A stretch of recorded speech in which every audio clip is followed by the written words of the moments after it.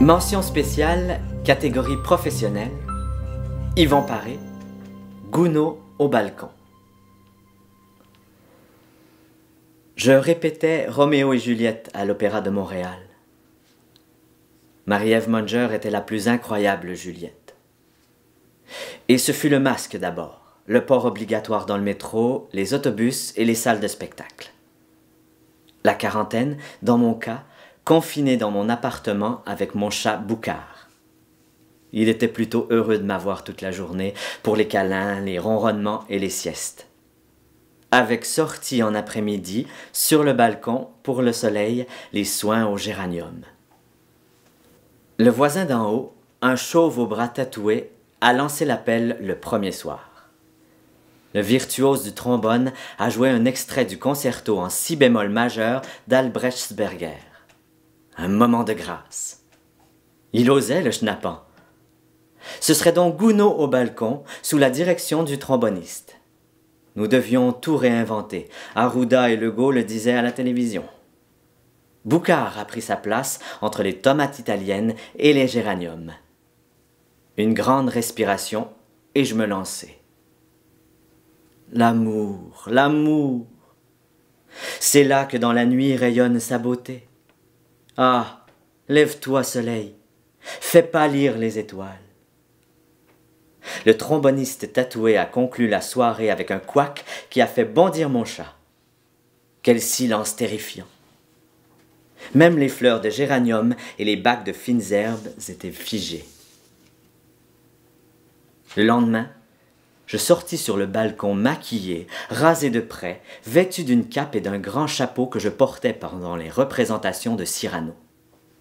J'ai ouvert les bras en attendant le dos du maestro, une note qui s'engouffra dans les ruelles, longea les trottoirs jusqu'à la tabagie Rossini. Peu à peu, des gens s'installèrent. Un homme s'est adossé au mur, en tenue de soirée, chemise et cravate, cheveux gominés et gants blancs. Une femme avait du mal à s'asseoir dans sa robe à imprimer discret.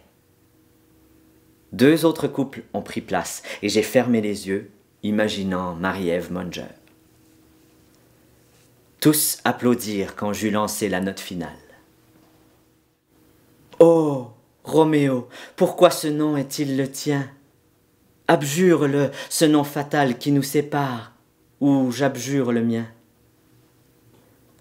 La voix venait de l'autre côté de la rue, du balcon fermé par un rideau de tulle juste en face. Des mains effleuraient le tissu dans les ardeurs du soleil couchant. C'était la Tebaldi ou Renata Scotto, plutôt Maria Callas. Des couples ont applaudi. Avec les gants, c'était l'envol d'une centaine de pigeons. J'ai mis du temps à m'endormir ce soir-là. La voix était pure, veloutée et sensuelle. Les mains glissaient lentement comme les signes de coraux qui donnent l'impression d'effleurer la surface de l'eau. Toute la journée d'après, j'ai tourné dans l'appartement, surveillant le balcon aux rideaux de tulle qui frémissaient. Même Boucard était plus nerveux et miaulait pour un rien. Les couples se sont installés. Des élégantes avec un large chapeau et d'autres arborant d'extravagantes chevelures. Les colliers et les bijoux captaient les rayons obliques du soleil couchant. J'étais subjugué par les gants qui montaient jusqu'aux coudes comme des coups d'oie sauvages. Je tentais de me calmer, prenant de profondes respirations. Boucard me précéda, regagna sa place. Des applaudissements discrets saluèrent notre entrée. Une porte claqua. La femme du rez-de-chaussée sortit avec son violoncelle, s'assit au milieu de la rue et accorda son instrument. Le joueur de trombone donna la note, un si prolongé.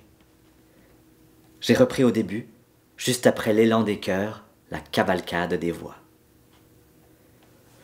J'ai compris qu'il fallait m'arrêter à un remous du rideau.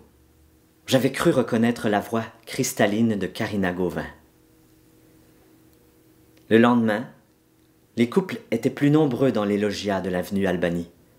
Ils applaudissaient avec une certaine retenue pourtant.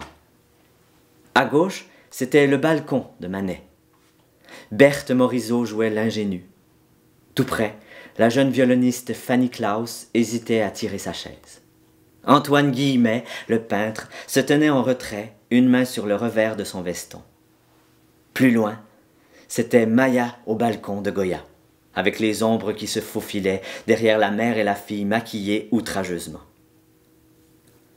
J'ai mal dormi cette nuit-là, n'ai rien fait de ma journée, attendant l'appel du trombone. 2 violoncellistes se sont joints à la musicienne, 3 violons et 2 altos, avec un chœur de 3 sopranos et 2 basses. La rue bourdonnait, les gens se saluaient, plaisantaient. Des femmes pâles, à la Modigliani, hochaient la tête devant mes envolées.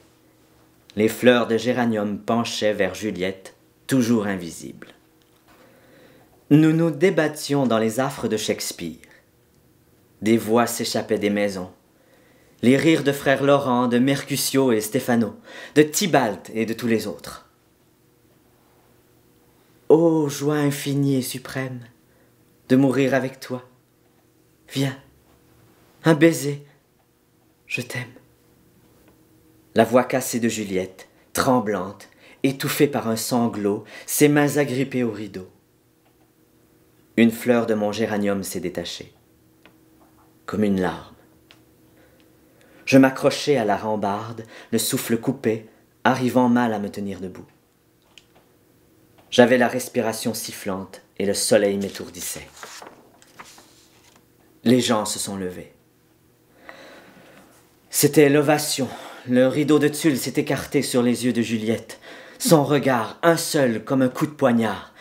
Et ce fut une pluie de fleurs de géranium avenue Albany. On aurait dit des oiseaux aux ailes de sang. J'étais en sueur, secoué de frissons, la gorge en feu, étourdi, avec des bourdonnements dans les oreilles. J'ai appelé le 911.